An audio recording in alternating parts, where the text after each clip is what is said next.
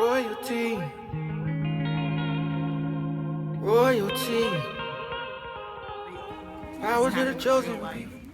Okay, so today we're going to deal with the topic of divorce. Divorce. People get divorced. It happens. It's real. It's real life. Okay, so I've given you both of these words at different times. So there's two different words for divorce. Does somebody have a Bible that I can use? Can I have that one right there on that seat? Okay, so let's go, and we'll deal with it. I'm going to deal with it, I guess, objectively. Let's go to Jeremiah 3 and 8.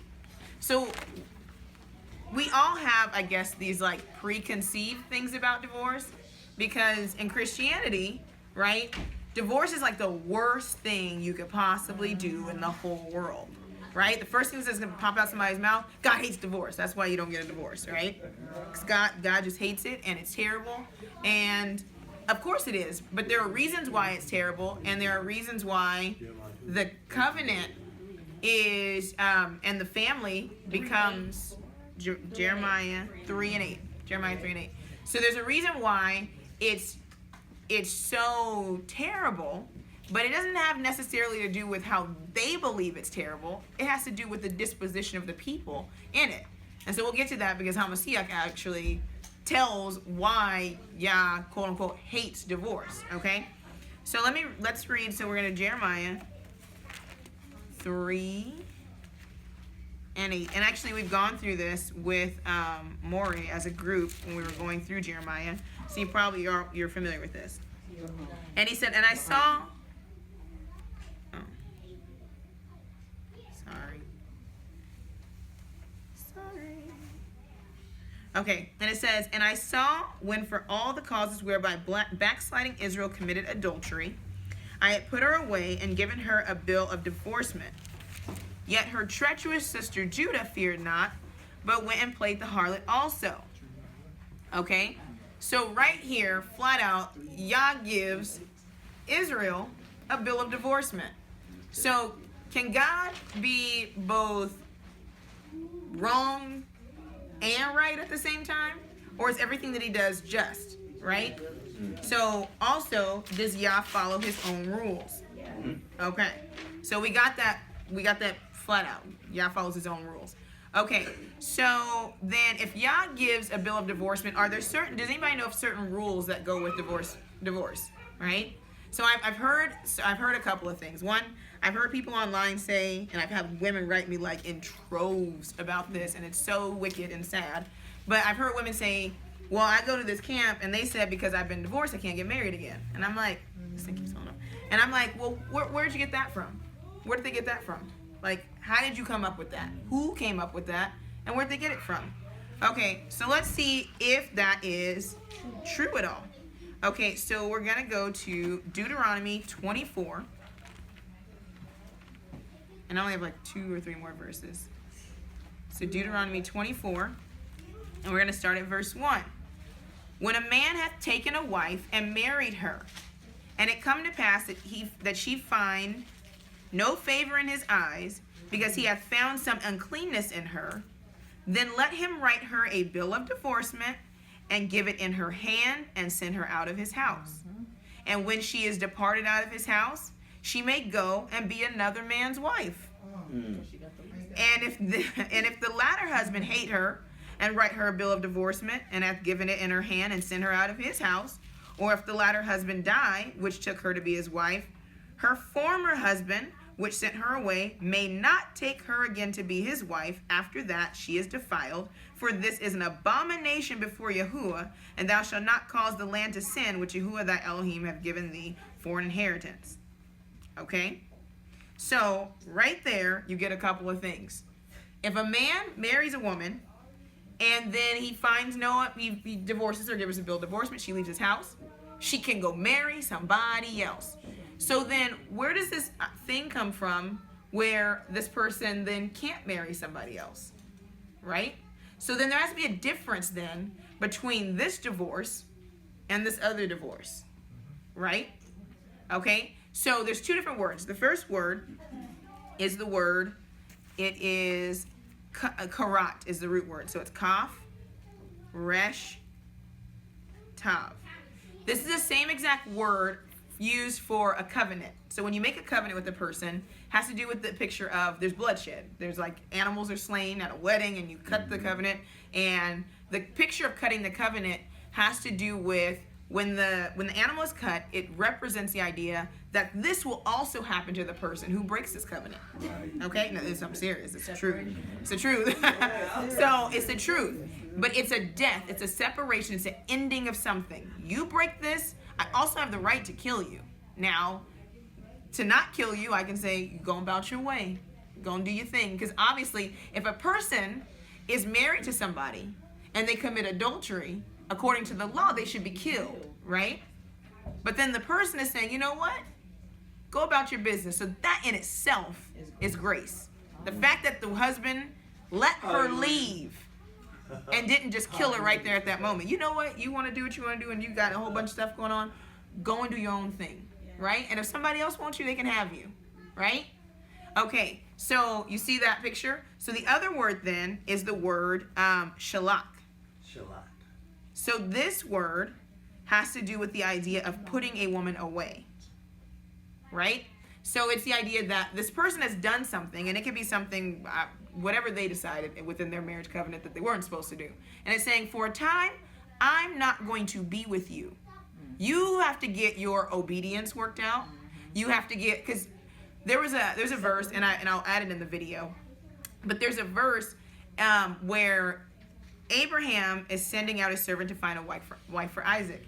And the servant says, peradventure, she doesn't want to come and she wants to stay in her homeland. He said, well, that's not the wife for him then.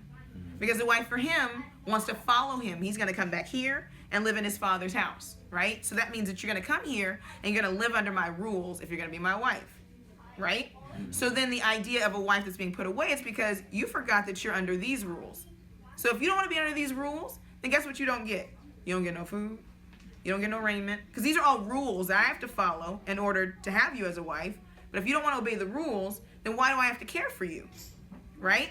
So, and to back it up. So if you go to, it is Malachi, and it's 2:3-13. And Yah says, well, let's go read it. You have to believe what I say. So he says, behold, I will corrupt your seed, right? And spread dung upon your faces, even the dung of your solemn feast, and one shall take you away with it. And you shall know that I have sent this commandment unto you, that my covenant might be with Levi, saith Yahuwah of hosts. My covenant was with him of life and peace, and I gave them to him for fear, wherewith the fear of me, and was afraid before my name. The law of truth was in his mouth, and iniquity was not found in his lips. He walked with me in peace and equity, and did turn many away from iniquity. For the priest's lips shall keep knowledge, and they should seek the law at his mouth, for he is the messenger of Yahuwah of hosts. But ye are departed out of the way, and ye have cursed many to stumble at your law. Ye have corrupted the covenant of Levi, saith Yahuwah of hosts. Therefore have I also made you contemptible and base before all people, according as you have not kept my ways, but have been partial in the law. Have we not all one Father? Hath not one Yah created us? Why do we deal treacherously every man against his brother, by profaning the covenant of our fathers? Judah hath dealt treacherously, and abomination is committed in Israel and in Jerusalem. For Judah hath profaned the holiness of Yah, which he loved, and hath married the daughters of a strange God. Yahuwah will cut off the man that doeth this, right? So karat, the master and the scholar out of the tabernacle of Jacob, and him that offereth an offering unto Yahuwah of hosts. And this have ye done, again, covering the altar of Yahuwah with tears, with weeping, with crying out, insomuch that he regarded not the offering any more, or receiveth it with good will at your hand. So he's like, oh, okay, you don't want to do what I want you to do? Then I'm going to cut you off from my covenant. So being cut off from my covenant means you don't receive the benefit of my covenant. You don't want to keep my laws all the way? You want to keep them halfway? Then you go halfway and do it somewhere else, because I don't receive halfway, worship. Okay, so In Jeremiah, and I won't read this one, but 54, 5 through 10, Yah flat out says, your maker is your husband, period. So the end to this point is, a lot of people believe that they don't need the Hamashiach for his redemptive work, for the thing that Yah has set him apart to do. But if Yah has made a bill of divorcement with Israel and with his people, right? Not as a people, but as a nation, then he cannot take them back according to his own law, right? It's an abomination. Yah doesn't commit abomination. So then he needs to do the work himself as the husband, because they can't marry somebody else. So, in the Revelation, you have this wedding feast, and you see the bridegroom, and it's in the form of Hamashiach. Well, he said, I'm not giving you to somebody else. I have to give you to me because I said I'm your husband. But I have to do it in a new covenant, because the old covenant doesn't allow me to take you again. So I'm not getting rid of that law. That law's not going anywhere, but what I'm going to do is I'm giving you the same remedy that I gave you the first time. You're going to follow my law completely. And so who I'm giving you to marry is my word. So you'll be married to the word, and the word is going to make you follow it completely so that you don't break it. And so you're not getting anything new. It was the same way. Okay, I said it. Oh, you didn't want it this way? Okay, I'm giving you the same thing. Kids, they do that. You give them food, and they're like, I don't want to eat that. I'll put it in the refrigerator, and we'll heat it up, and you'll get it again later. Okay, it's the same thing. God's like, oh, okay, I'll give you that same thing back, but this time I'm going to give it to you in a form where you can see it, because obviously me giving you my word and you not being able to see it in action didn't quite work for you. So the same thing that applies to the home. A lot of people in the truth have this issue, and Paul talks about him. Everybody thinks that Paul has this contrary doctrine to what Yah says, right? So Yah says that you shouldn't get divorced. We know it. So it's in Matthew. He's like, Yah, it wasn't this way from the beginning, right? Because why? From the beginning, you were supposed to follow Yah's laws, statutes, and commandments. Okay, so let's go and let's look at, I just dropped my point. Oh, okay, let's go to Corinthians. And I think it's 2 Corinthians. I thought I wrote it down here. Oh, 1 Corinthians 7, 10 through 17. So this idea, we talked about this in obviously several other videos and several other sessions about the obedience, right? Okay, so people, because in Christianity things can be very, very ambiguous, right? So if I'm married, then I have to follow my husband. I don't have to follow my husband. I can live with somebody, and we don't have to be doing the same thing or believing the same thing. But if I live with them in peace, there's no peace outside of Yah's Torah. There's none. It's contrary, right? Okay, so let's start at chapter 7, verse 10. 7. Chapter 7, 1 Corinthians chapter 7, start verse 10. He says, and unto the married I command ye, not I, but Yahuwah. Sometimes Paul says, I got liberty to say this, but this ain't like law. But right here he says, unto the married I command ye, not I, but Yahuwah, let not the wife depart from her husband. Why? Because she's a covering, right? And if you're departing from your husband, you're just leaving, and you're not getting a divorce, right? Then it's for a reason that is because you want to be lawless, right? Because what then could you be leaving for if somebody's doing up there, if they're holding up their end of Torah? If they're not holding up their end of Torah, then he would be sending you away anyways, right? So if he's keeping you, then he's doing his part, so you just want to leave. Okay? They will be in. Right. So he says, but, and if she depart, let her remain unmarried. So if you want to leave, then you don't get the benefits of a lawful separation. You're still lawfully bound to this person because they're still lawfully bound to you. He hasn't given you any papers to go and be with somebody else. So you don't just get to wake up one morning like, I'm tired of this and all this. I'm out of here. So he says remain unmarried. So this is what people get this thing from, that women can't marry anybody else, because Paul says it here when Yah says, no, if you give her a bill of divorcement, she can go and marry somebody else. So clearly that was not happening in this instance. This person was holding up their end, and you don't want to do your part, right? It says, or be reconciled to her husband, and let not the husband put away his wife, right? Okay. But to the rest speak I, not Yahuwah. If any brother hath a wife that believeth not, and she be pleased to dwell with him, let him not put her away. So would Paul say this, and he knows that you can't halfway do the law? Y'all just said, I'm not going to be married to you if you don't halfway do the law. So then is Paul then requiring somebody to be married to somebody else who's halfway doing the law? No, there's a difference between living with a person who's saying, I don't really understand everything you're doing right now, but I'm going to respect what you're doing. So I'm not bringing pork in the house, and I'm not putting up a Christmas tree, and I'm not going to teach the kids the stuff you don't want them to learn, and I'm not going to do X, Y, and Z. Keep her. There's hope. Do you have a person completely opposite of that, where when you leave and you go to Shabbat today, and it's December 24th, you're going to come home and she's going to have a Christmas tree flocked with pretend snow and decked with silver and gold, and she out shopping right now buying Christmas gifts? She is not dwelling in peace because she's creating contention. Amen. Right? And so if you're called, Paul's going to say you're called to live in peace, then that's not peace. You're constantly at war. You have a war within your own home. Right? That's not what he's talking about. He's saying if you have a person where right now you've just learned this truth and you're trying to get it, you got all this stuff you put in order, and she's just like, okay, all right, okay, I'm on it. Let me get adjusted to this. I might not be perfect right now, but I'm good. Like, give me time, okay? And he says, and the woman which hath a husband that believeth not, and if he be pleased to dwell with her, let her not leave him. Be pleased to dwell with her. Okay, so now this person is keeping Torah, and he's not infringing on her keeping Torah. It's different from a person. Every time you get ready to do something, you say you're going to Shabbat. So you a Hebrew now, huh? Like, so what about Christmas? You was just doing Christmas.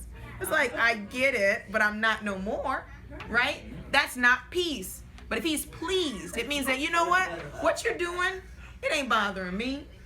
And I'm not going to bother you. I'm just going to watch. Because through watching and seeing your commitment, it draws people. That's what Torah does, right? Okay, so he says, for the unbelieving husband is sanctified by the wife. Why? She's keeping Torah, right? And so in keeping Torah, before this person, they're in a position, the house is set apart. So they're in a position to be received. But he says, but elsewhere your children are unclean, but now they're holy. But if the unbelieving depart, let him depart. Please go. Why are you trying to keep somebody who's making it hard for you to keep Yah's law, statutes, and commandments? If they depart, guess what? You're free. And you can be with somebody else. But you don't get in Torah, and then you have a person that's trying, but they ain't up to speed, and you go to a congregation, there's a whole bunch of sisters already got it. I'm going to get rid of this sister, and I'm going to get me one of these sisters that already got it all together. No, be patient, because that person might come around. Now, if that person leaves, then you get you a sister that keeps Torah. Don't try to get somebody halfway in the walk now. You don't go half-stepping. You're with the person. Yeah, you ended up in a situation where one person's a believer, one person's not. But you don't go get unequally yoked. I have people saying, well, she conscious, she just not Hebrew. What? Right? Right. Okay, so you get the picture. So obviously there's a difference between divorce, putting away, and living together in peace. And so I have a lot of people who are struggling with that because they're like, okay, this person hates Torah, they ain't gonna never get into Torah, and I've been married to him for 20 years. Why are you being miserable? They don't want to be there. You're holding a person captive. You want to put them away and hold enmity against them in your heart because you don't want them to go about and do their lawlessness, right? Let them go. Let her go. Look what the scripture said, the next man gonna hate her too. You know what I mean? Like, and if he hate her and he get a divorce from her, then it'll be the same thing all over again. So I just wanted that to be one, an encouragement, and then two, that's the purpose of the Hamashiach, to come and to redeem the people back, not to himself being a demigod, but back to the word, which was the foundation from the beginning, which is Yah himself. He is his word. There's no difference between Yah's word and who he is, and he doesn't break his own rules. And we also, when we live in the law, there's blessings. He doesn't do things to hurt us. Okay? Shalom, shalom.